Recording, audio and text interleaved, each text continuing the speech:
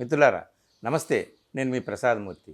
తెలంగాణలో బీసీలు ఎంతమంది ఉన్నారు ఏమిటి అనేటటువంటి లెక్క ఇప్పుడు ఒక పెద్ద ప్రశ్న చిహ్నమై కూర్చుందండి. సరే, ఎంతమంది ఉన్నారు, 0.5% అటా ఇటా అనేటటువంటిది పక్కన పెడితే, ఇప్పుడు రేవంత్ రెడ్డి ముందుకొచ్చి నేను మీకు ఇంత మేలు చేయబోతున్నాను, స్థానిక సంస్థల్లో లేదా విద్యా ఉపాధి రంగంలో 42% మీకు రిజర్వేషన్ కల్పించాలనేటటువంటి చట్టాన్ని నేను తీసుకొద్దామని నేను అనుకుంటున్నాను.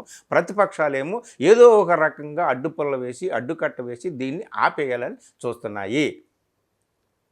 అయ్యా బీసీ నాయకులారా, బీసీ సంఘాల ప్రతినిధులారా, మీరు ప్రతిపక్షాల వ్యూహాల్లో కొట్టుకుపోయి మీ అభివృద్ధికి మీరే అడ్డుకట్ట వేసుకుంటారా, లేదా ముందుకు వచ్చి ప్రభుత్వం చేస్తున్నటువంటి ఈ మహాయజ్ఞానికి సహకరించి మీ లాభానికి మీరే తోడ్పడతారా ఏమిటి ఆలోచించుకోండి అని చెప్పి ఆయన ఒక విజ్ఞప్తిని, అభ్యర్థన బీసీ సంఘాల ముందు వదిలేశాడు రేవంత్ రెడ్డి.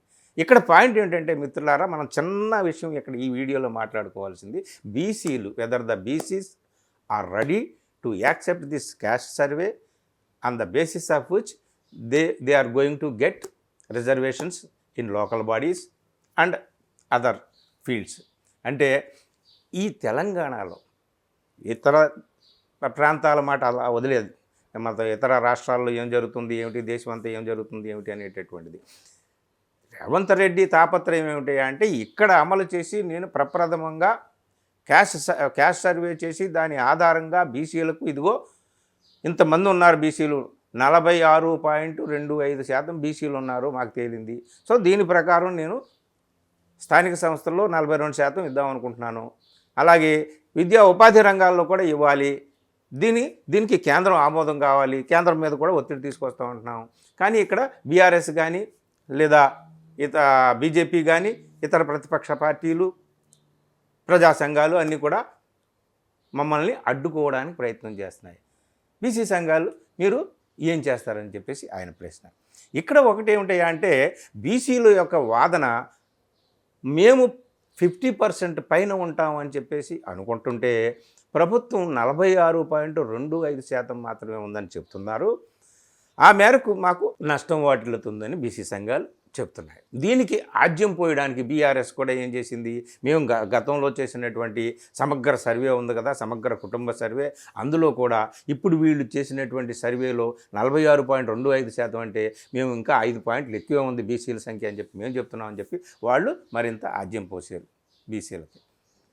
ఇదంతా చూస్తుంటుంటే రేపొద్దున నిజంగా తెలంగాణ అసెంబ్లీలో బీసీలకు సంబంధించి లేదా ఎస్సీ ఉపకులాల వర్గీకరణకు సంబంధించినటువంటి బిల్లులు చట్టం అవుతాయా లేదా అనేటటువంటిది అనుమానాలు వ్యక్తమవుతున్నాయి. కానీ ఇక్కడ బీసీలు ఆలోచించవలసింది, బీసీ సంఘాల నాయకులు ఆలోచించవలసింది ఏమిటయ్యా అంటే, ఇప్పటి వరకు లేదు, ఇప్పుడు వస్తుంది, ఏదో ఒకటి వస్తుంది, ఒక చట్టం కాబోతుంది, అదే అంతం కాదు, అదే ఇక అల్టిమేట్ కాదు, దాని ద్వారా కొన్ని మీరు ప్రయోజనాలు పొందుతారు, కొంత లబ్ధి పొందుతారు, గతంలో జరిగినటువంటి నష్టాన్ని కొంత మేరకైనా పూడ్చుకుంటారు.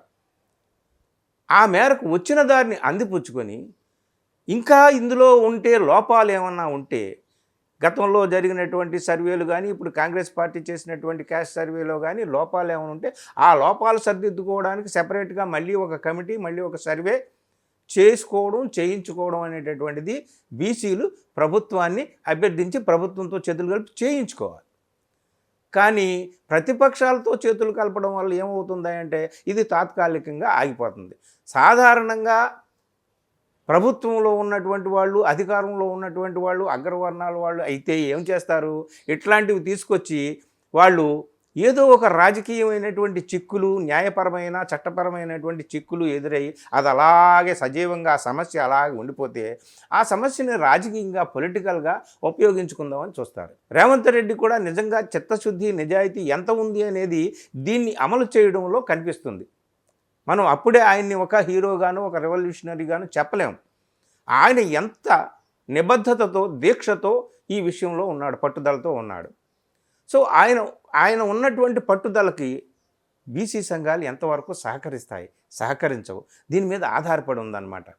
కాబట్టి ఒక అగ్రవర్ణ నాయకుడైనటువంటి వాడు ముఖ్యమంత్రి బీసీలకు ఎస్సీలకు నేను ఇదిగో ఈ మేలు చేస్తాను, నాకు నా కాళ్ళకు సంకెళ్ళు వేస్తున్నారు, వేడీలు వేస్తున్నారు, కదలకుండా చేస్తున్నారు ప్రతిపక్షాల వాళ్ళు, అయ్యా మీరైనా మేల్కొనండి అని చెప్పి ఆయన బీసీలకు ఎస్సీలకి వినతి చేసుకుంటున్నాడు. మరి ఈ విషయంలో బీసీలు ఏం చేస్తారు?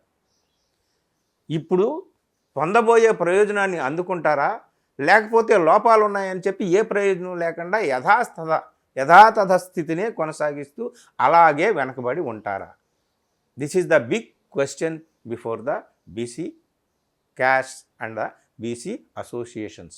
బీసీ సంఘాల అన్నిటికీ, బీసీ సంఘాల నాయకులకి, ప్రతినిధులకి ముందున్నటువంటి క్వశ్చన్ అన్నమాట ఇది. ప్రతిదాన్ని రాజకీయం చేసి, ప్రతిదాన్ని చుట్టూ న్యాయపరమైన చట్టపరమైనటువంటి చిక్కుల్ని కల్పించి సృష్టించి ప్రతిదాన్ని ఎక్కడ దాన్ని అక్కడే ఆపేయడం అనేటటువంటిది చరిత్రలో అనేక సందర్భాల్లో జరిగింది. ఇప్పుడు కూడా అలాగే జరుగుతుందా? నిజంగా చట్టం వస్తుందా? ఆ చట్టం అమలవుతుందా ఏమిటి అనేటటువంటిది రాకుండా ప్రయత్నం చేయడానికి ఎవరైతే ఇప్పటివరకు లబ్ధి పొందుతున్నారో వాళ్ళందరూ కూడా ప్రయత్నం చేస్తారు.